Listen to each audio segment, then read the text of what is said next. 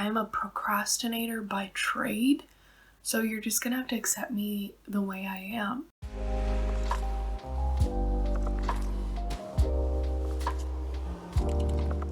Hi, hello, how are you? I'm Alex, if you're new here. It's nice to meet you. Welcome to my booktube channel. And if you're coming back, we're best friends now. Thank you so much for being here. The other day I gained like 100 subscribers in 24 hours. I don't know what happened. Ali mentioned me in one of her videos. She's an incredible booktuber. I love her book recommendations. I love her style. She's so talented and creative and funny and smart. And the fact that she supports me and enjoys my recommendations is like the biggest praise of all. So yeah, thank you to Ali for supporting my channel, and thank you to all the other creators who have been supporting me. This has been incredible. I feel very lucky to be here, and I'm having the time of my life. So today I'm just gonna go through all the books that I read in the spring, except not actually all of them, only the ones that I really liked. So anything that I gave like a 4-star plus out of 5, because I read like over 27 books in March, April, May, and I don't feel like talking all about all of them because some of them kind of sucked. The first book that I have here is the first book that I received in my book subscription, and that's Bunny by Mona Awad. I really love this. This is within the genre of like horror, magical realism, speculative fiction type stuff. It's also an unhinged women book. It's also a hot pink book, so like you can't really go wrong with a book like this. It tells the story of Samantha, who she's in her undergrad. She's, you know, struggling real bad like the rest of us are. And one day she's invited to the smut salon by the bunnies. The bunnies are these girls in one of her classes. She calls them bunnies because they all call each other Bunny. They're kind of weird and off-putting, and I don't want to really spoil anything, but this is definitely a gory book, so if you can't stomach certain things, I would say look it up before you get into it. It's really good, it's really funny, and it's just really strange.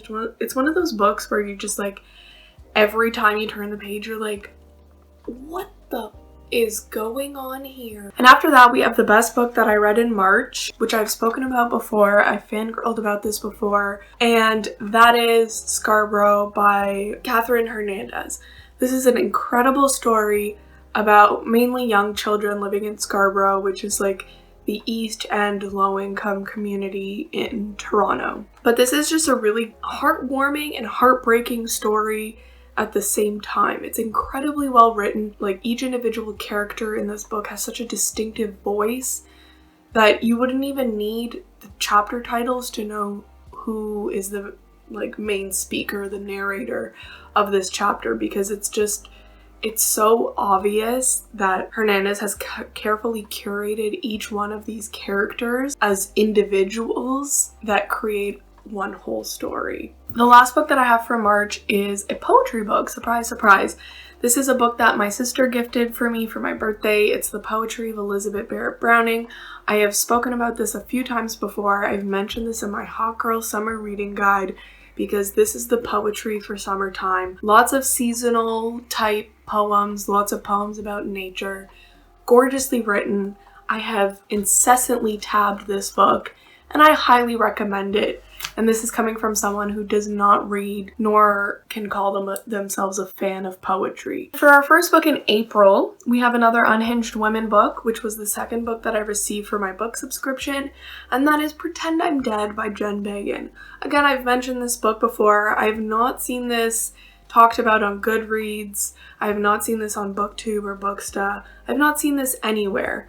I had no idea what this was about going into it. The blurb is honestly like, it doesn't give you anything. It says, a fiercely original, poignant, and laugh out loud funny debut from one of the freshest new voices in American fiction.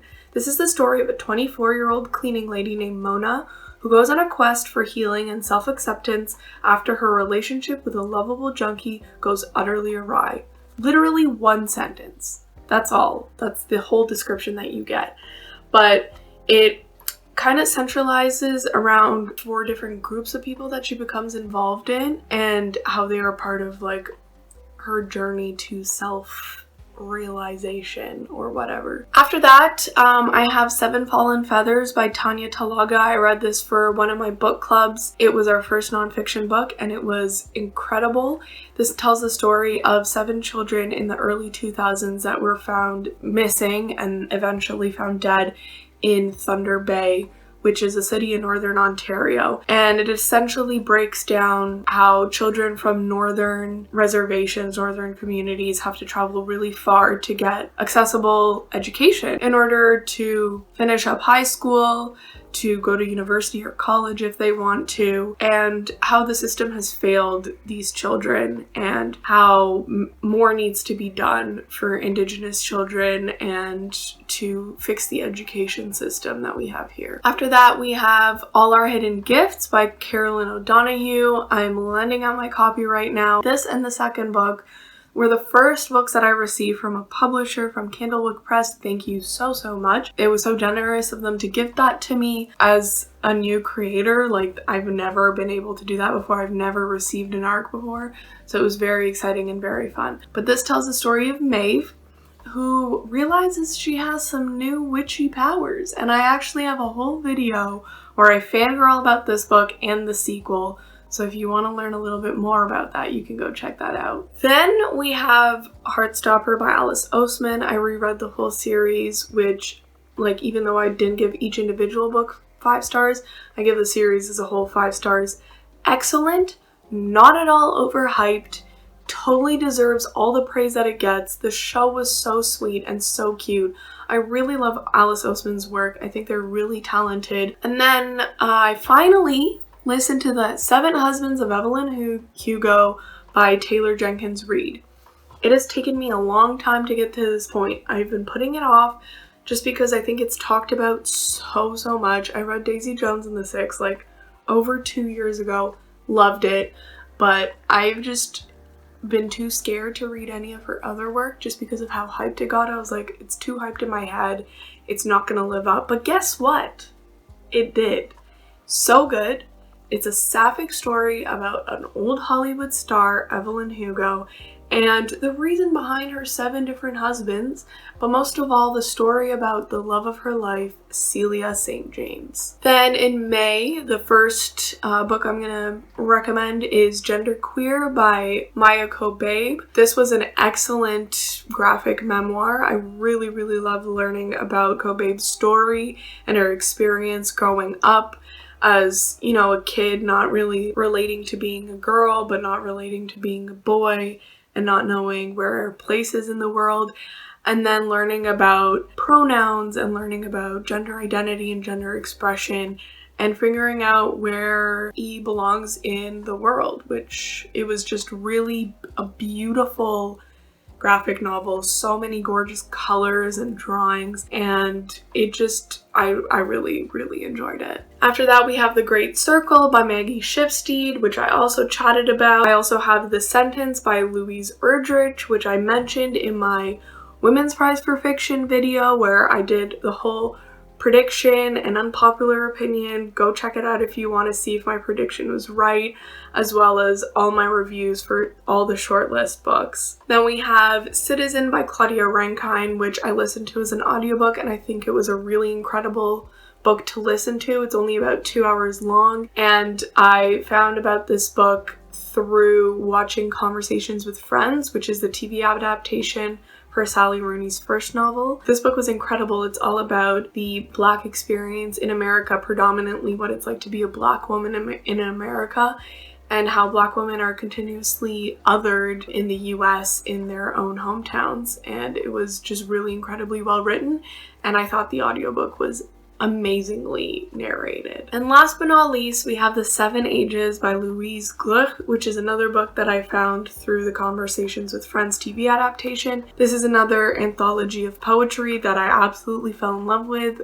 and I am as shocked as you are. I wasn't sure how I would like it going in, but I thought it was beautiful.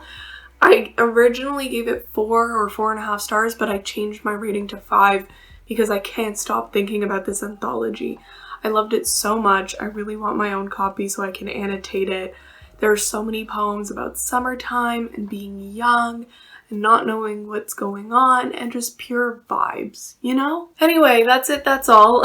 Thank you for watching. I hope you enjoyed my quick little rapid fire reviews of all the good books that I read in spring. I've been putting this video off because I have so many other projects that I want to work on that I've been distracted by and just got excited by that I was just like, no, I'll film my March wrap up later, and then the April wrap up later, and then the May wrap up later, and now here we are at the end of June doing the spring wrap up. So I don't know if you guys like these videos. Let me know if you want me to continue making these wrap up videos, or if you want to see my other stuff more. Maybe I'll just do like a wrap up every season of the best books that I've read.